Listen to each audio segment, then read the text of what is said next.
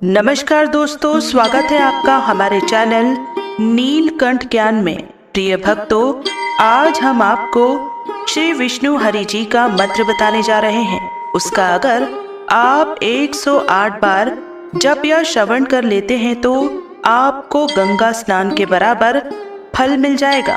भगवान श्री हरि विष्णु जी संपूर्ण जगत के पालन करता है। वही हैं जो इस सृष्टि को चलाते हैं। वह इतने दयालु हैं कि जो भी भक्त सच्चे मन से उनका स्मरण ही कर लेते हैं तो उनकी झोली खुशियों से भर देते हैं। अगर आप पर भी आर्थिक संकट मंडरा रहा है, नौकरी में मुश्किलें आ रही हैं, दुकान पर कोई ग्राहक नहीं आ रहा है, घर में कलह कलेश का वातावरण बना हुआ है और धन कमाने में परेशानी आ रही हो, तो आप आज इस मंत्र का श्रवण सच्चे मन से कर लें। जिसने भी भगवान श्री हरि विष्णु के आगे अपनी कोई भी समस्या को ध्यान करके इस मंत्र को सुना है, उसने उसी समय उसका फल पाया है। जिन्होंने प्रयोग किया है उनसे पूछ कर देखो। भगवान श्री हरि विष्णु को प्रसन्न करने का यह एकमात्र मंत्र है। विष्णु जी प्रसन्न हो गए तो माता लक्ष्मी भी आपके पास तत्पर चली आएंगी। आपके जीवन में दिन दुगनी रात चौगनी तरक्की होती जाएगी। तो प्रिय भक्तों, आइए श्री हरि विष्णु जी के महामंत्र को सुन लेते हैं। एक बार ध्यान में रखना कि मंत्र पूरा 108 बार या इससे ज्यादा सुनना है। मतलब इस वीडियो को पूरा 108 बार सुनना है। सुनते सुनते आप ध्यान मग्न हो जाएंगे। आप अपनी दुकान या घर पर इस मंत्र को सुन सकते हैं। हम आशा करते हैं कि आपको शीघ्र ही लाभ मिले। यदि आपको वीडियो पसंद आए तो कृपया करके इसे लाइक, शेयर और हमारे चैनल नीलकंठ ज्ञान को सब्सक्राइब जरूर करें। कमेंट में जय श्री हरि विष्णु लिखकर अपनी उपस्थिति जरूर दिखाइएगा। तो शुरू करते हैं। जय श्री विष्णु, हर हर महादेव।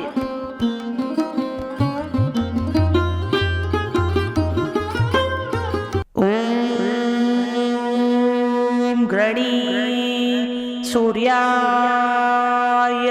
नमः। ओम गृणी सूर्याय नमः। ओम गृणी सूर्याय नमः।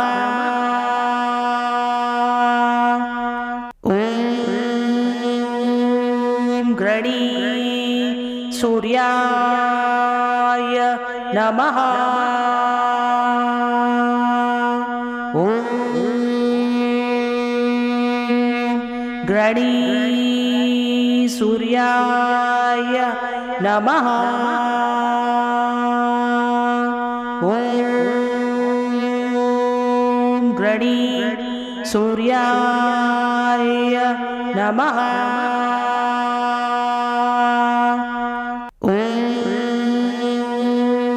गृणी सूर्याय नमः। ओम गृणी सूर्याय नमः।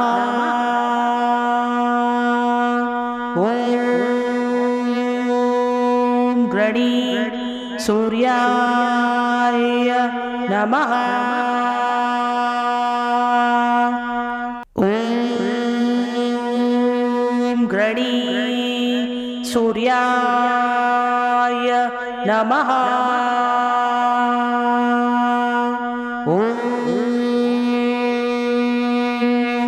गृणी सूर्याय नमः।